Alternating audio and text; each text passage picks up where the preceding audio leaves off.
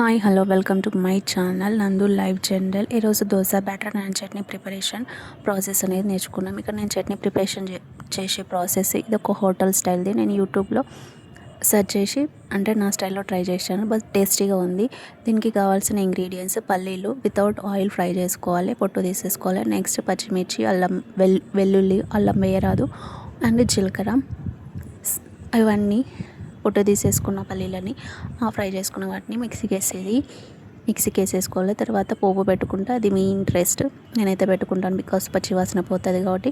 Next dosa batter అనేది Tamil chef Rajasekhar Alvin గారి suggestions follow అయ్యి అని యూట్యూబ్ ఇన్స్టాగ్రామ్లో పోస్ట్ చేసిండు dosa ratios, ingredients ratios. So ఆయన ప్రాసెస్ చూసి నేను ప్రిపేర్ చేశాను. చాలా టేస్టీగా అండ్ ఆల్మోస్ట్ మనం బయట తినే దోశ టేస్ట్ అయితే వచ్చింది.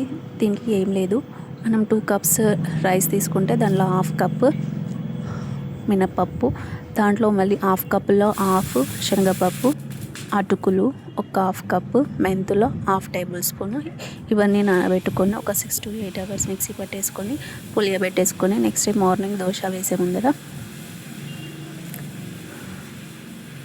కాస్త షుగర్ అండ్ సాల్ట్ మిక్స్ చేసి దోశ వేసుకోండి. అంతే, ఎలాంటి పెన్నంకి కూడా అతుక్కోలు. చాలా క్రిస్పీగా అండ్ టేస్టీగా మంచిగా డార్క్ బ్రౌన్ కలర్ అనేది వస్తుంది.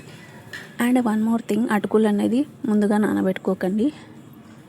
మనం మిక్సీకి వేస్తాం అన్నంగా పిండి ఒక 1/2 hour ముందర నానబెట్టేసుకుని ఆ పిండిలో వేసి మిక్సీ చేసేసుకోండి. అంతే, చాలా టేస్టీగా ఉంది దోశ అయితే. సో నేను ట్రై చేస్తాను. ఈ ప్రాసెస్లో మీరు ట్రై చేసి మీ ఒపీనియన్ నాతో షేర్ చేసుకోండి. I hope you like my videos and please do subscribe for more updates. Thank you guys.